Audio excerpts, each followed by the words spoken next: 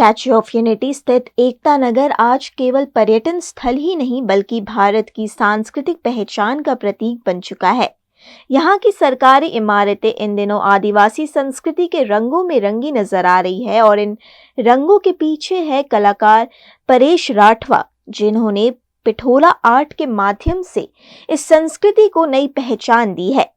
इस बार राष्ट्रीय एकता दिवस पर प्रधानमंत्री नरेंद्र मोदी के एकता नगर दौरे के अवसर पर उनके ठहरने के लिए तैयार किए गए सर्किट हाउस भवन पर परेश भाई ने एक विशेष पिठोरा पेंटिंग बनाई है। इस पेंटिंग में प्रकृति, मानव जीवन और सरदार वल्लभ भाई पटेल के एकता संदेश को खूबसूरती से दर्शाया गया है। कला અને સંસ્કૃતિ આ દેશની મુખ્ય ઓળખ છે। આમ જોવા જઈએ તો ભારતની સંસ્કૃતિ અને કલા એ દેશ વિદેશની અંદર એ આદિવાસી કલા સંસ્કૃતિ હોય કે અન્ય કલા સંસ્કૃતિ હોય, એ દરેક સંસ્કૃતિ એ વિશ્વ પ્રસિદ્ધ છે। અત્યારે હું જે આ પાછળ નિહાળી રહ્યા છો એ અમારી એ પરંપરાગત કલા સંસ્કૃતિ છે। છેલ્લા 32 વર્ષથી હું આ આદિવાસી કળા હું મારા સમાજની સાથે રહીને કરું છું। આમ તો હું પિઠોરા લખારા છું, છોટાઉદેપુર જિલ્લાના કવાંટ ગામનો વતની છું અને આ કળાને મારા સમાજની અંદર જે પિઠોરા બાબા પિઠોરા દેવની જે પૂજન થાય છે તેના ચિત્રો ગામે ગામ જઈને છેલ્લા 30 વર્ષથી લખી રહ્યો છું। પરંતુ આજે મને કેવડિયા ખાતે સ્ટેચ્યુ ઓફ યુનિટી ખાતે વિશ્રામગૃહ છે, ત્યાં ગાડી માનનીય વડાપ્રધાન મોદી સાહેબનું રોકાણ છે, ત્યાં મને એક આદિવાસી કલા અને સંસ્કૃતિ પ્રકૃતિનો જે પ્રેમ છે તે અહીં નિહાળીને તેને દોરવા માટે મને મોકો મળ્યો છે, એ મને એક ગૌરવ થાય છે। परेश भाई राठवा का कहना है कि पिठोरा चित्र केवल कला नहीं बल्कि एक जीवंत लिपि है। आदिवासी समाज में इन चित्रों को पढ़ा जाता है क्योंकि हर आकृति का एक अर्थ और संदेश होता है। आ कला અને સંસ્કૃતિ હું છેલ્લા 30 વર્ષથી કરું છું અને એને લઈને ભારતના રાષ્ટ્રપતિ દ્રૌપદી મુર્મુ મેડમે મને આ દેશના એક કલાપ્રેમી અને કલાકાર તરીકે પદ્મશ્રી એવોર્ડથી મને 2023ની અંદર સન્માનિત કર્યા।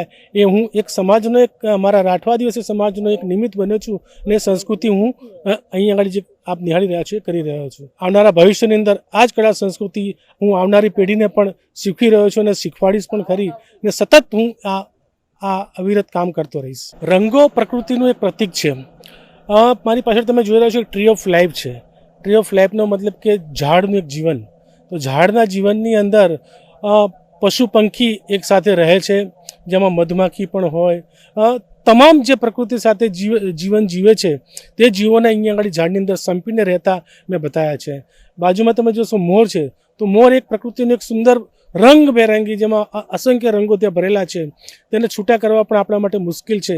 એ પ્રકૃતિ સાથે રહીને એ મોર કિલોલ કરતો હોય છે અને એનો અવાજ પણ જે કલા એક સંગીત જો એ અવાજ જે છે એ ખૂબ જ સુંદર હોય છે અને આખા વાતાવરણને પ્રફુલ્લિત કરી દેતો હોય છે।